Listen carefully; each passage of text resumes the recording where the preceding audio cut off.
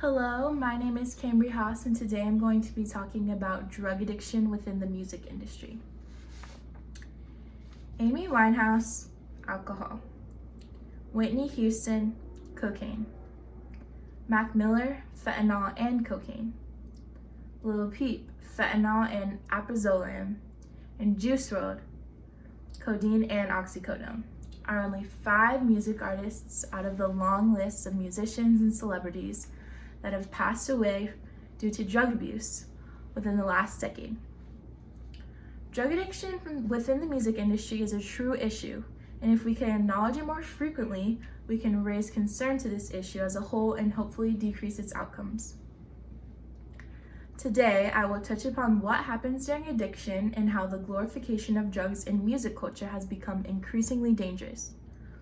As a college student myself, I have personally witnessed and been surrounded by people my age experiencing substance abuse, whether it's caused by stress from home, work, school, or even just for recreational purposes.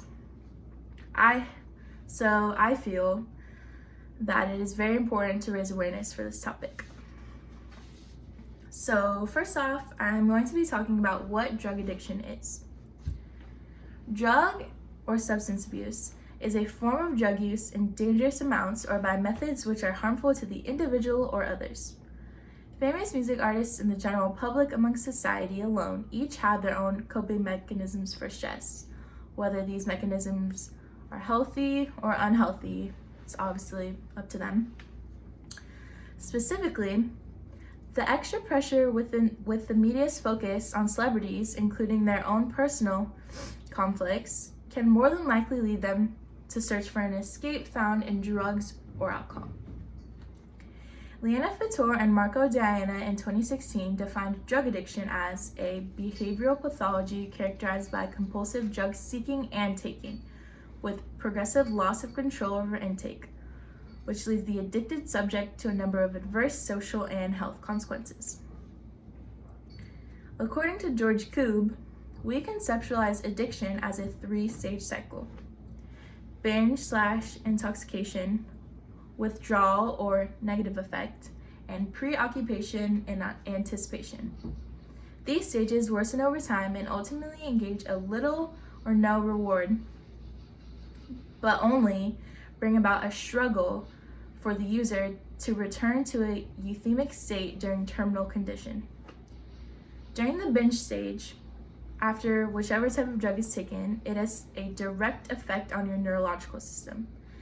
Addictive drugs provide a shortcut to the brain's reward system by flooding the nucleus accumbens with dopamine, which is why people have feelings of happiness when they take drugs. During the withdrawal stage, chronic irritability, physical pain, emotional pain, dysphoria, and loss of motivation for natural rewards arises.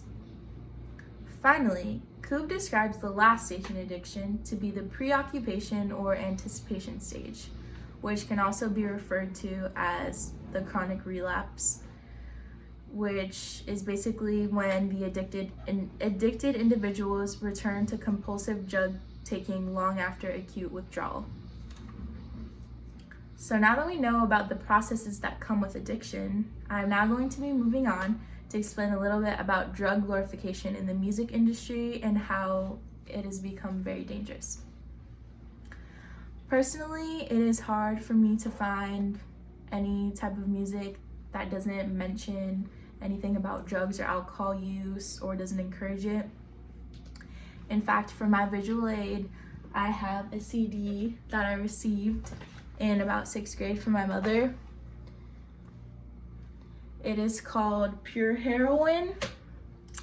I was 11 or 12 years old asking my mom for a CD by Lorde called Pure Heroin, which is like a very hard addictive drug. And that just shows how widespread the idea of drug use in the music industry is, because even at that age, I don't even think I knew what heroin was, but I still wanted the album. Now that I'm 18 years old, I already know that the continuous popularity of music that encourages the abuse of drugs affects my generation. So I know for a fact that it affects younger generations and even the generations to come. Studies from Chantal Fahmy in 2012 show that from 2000 to 2011, a content analysis of the top 40 songs lyrics from Billboard's Hot 100 was conducted, which shows that songs from the first half of the decade tended to contain more references to drugs and alcohol than in the second half. Rap and hip-hop contained the most references. Alcohol was the most mentioned substance across all genres, followed by marijuana. This proves that the most popular songs in the charts that the public frequently listened to from an 11-year period was predominantly about drugs or alcohol, which is an issue. Additionally, child and adolescent media consumption only increases every single day, with music being one of the top consumed media platforms among social media and television.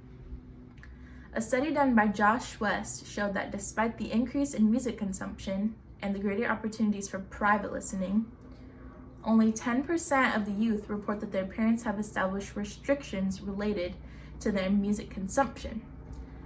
This basically means that most of the music that the youth listens to is not regulated. Therefore, children are regularly exposed to music talking about drugs and alcohol without any type of restriction, and I'm sure that they don't even have parents that know they're listening to these things. And it happens way more than we realize. So, in conclusion, drug addiction within the music industry and the general public is an issue that needs to be addressed more. In all, I discussed what happens during addiction and how the glorification of drugs in music has become super dangerous as the years pass by. So, drugs are very, very dangerous.